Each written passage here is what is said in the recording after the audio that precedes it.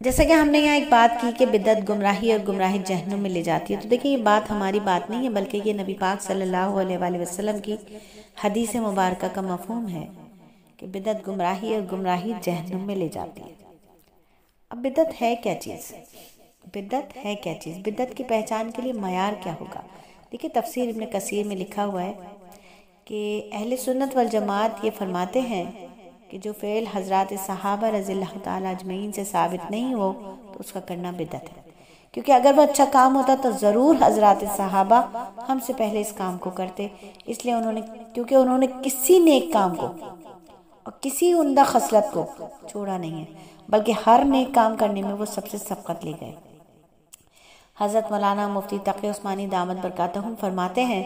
کہ 27 رجب کی شب کے بارے میں یہ مشہور ہو گیا ہے کہ یہ شب معراج ہے، اور اس شب کو بھی اسی طرح گزارنا چاہیے جس طرح شب قدر گزاری جاتی ہے،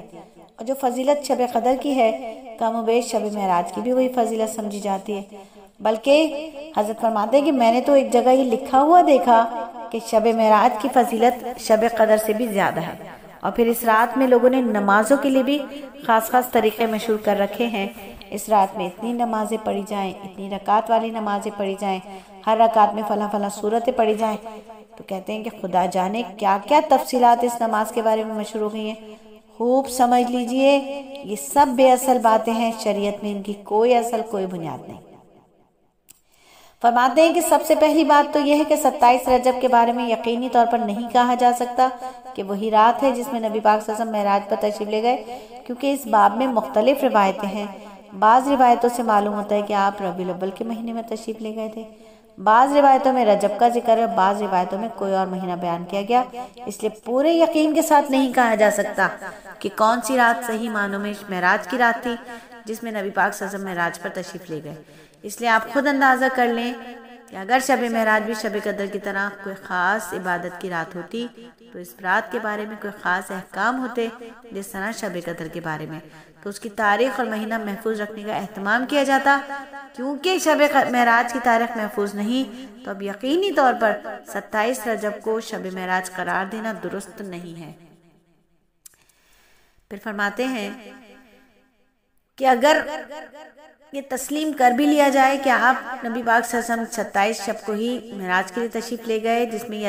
عظیم شان واقعہ پیش آیا جس میں اللہ تعالیٰ نے آپ صلی اللہ علیہ وسلم کو اپنے مقام قرب عطا فرمایا اور اپنی بارگاہ میں حاضری کا شرف بخشا، امت کے لیے نمازوں کا تحفہ بھیجا، تو بے شک وہی ایک بڑی فضیلت والی رات تھی۔ کسی مسلمان کو اس کی فضیلت میں کیا شبہ ہو سکتا ہے، لیکن یہ فضیلت ہر سال آنے والی 27 رجب کی شب کو حاصل نہیں۔ دوسری بات فرماتے ہیں کہ یہ واقعہ سن 5 نبوی میں پیش آیا، یعنی نبی صلی اللہ علیہ وآلہ وسلم کے نبی بننے کے 5ویں سال یہ شب معراج پیش آئی، جس کا مطلب یہ ہے کہ اس واقعے کے بعد 18 سال تک آپ نے شب معراج کے بارے میں کوئی خاص حکم دیا ہو، یا اس کو منانے کا حکم دیا ہو، یا اس کو منانے کا اہتمام فرمایا ہو، یا اس کے بارے میں یہ فرمایا ہو کہ اس رات میں شب قدر کی طرح جاگنا زیادہ ثواب ہے، تو آپ کا ایسا کوئی ارشاد ثابت نہیں ہے، اور نہ ہی آپ کے زمانے میں اس رات میں جاگنے کا اہتمام ہے۔ نہ آپ خود جاگے، نہ صحابہ کو تاکید فرمائی، نہ صحابہ نے اپنے طور پر اس کا اہتمام فرمایا۔ پھر فرمایا کہ سرکار دو عالم کے دنیا کے تشریف لے جانے کے تقریباً 200 سال تک صحابہ رضی اللہ تعالیٰ عنہم دنیا میں موجود رہے ہیں۔ اس پوری صدی میں کوئی واقعہ ثابت نہیں جس میں صحابہ 27 رجب کو خاص اہتمام کر کے انہوں نے منایا ہو، لہٰذا جو چیز نبی پاک صلی اللہ علیہ وآلہ وسلم کے صحابہ سے ثابت نہیں، اس کو دین کا حصہ قرار دینا یا اس کو سنت قرار دینا یا اس کے ساتھ سنت جیسا معاملہ کرنا بدعت ہے۔ اگر کوئی شخص یہ کہے کہ میں حسن سے زیادہ جانتا ہوں کہ کون سی رات زیادہ فضیلت والی ہے، یا کوئی شخص یہ کہے کہ صحابہ سے زیادہ مجھے عبادت کا ذوق ہے، اگر صحابہ نے یہ عمل کیا تو میں اس کو کروں گا، تو اس کے برابر کوئی احمق نہیں ہے۔ حقیقت یہ ہے کہ صحابہ رضی اللہ تعالیٰ عنہم، تابعین رحمہ اللہ، تبع تابعین رحمہ اللہ، دین کو سب سے زیادہ جاننے والے، دین کو خوب سمجھنے والے، دین پر عمل کرنے والے۔ کوئی شخص یہ کہے کہ میں ان سے زیادہ دین کو جانتا ہوں، ان سے زیادہ دین کا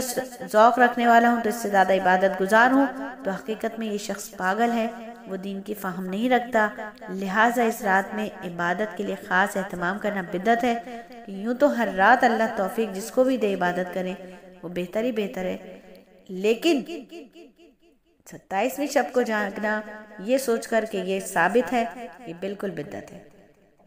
جاگنا ہے تو آج کی رات بھی جاگ لیں، لیکن اس رات میں دوسری راتوں میں کوئی فرق نمایاں امتیاز نہیں ہے، تو اس لیے اگر آپ جاگنا چاہتے ہیں تو آج رات بھی جاگ لیجئے، اللہ آپ کو اجر عطا فرمائیں گے۔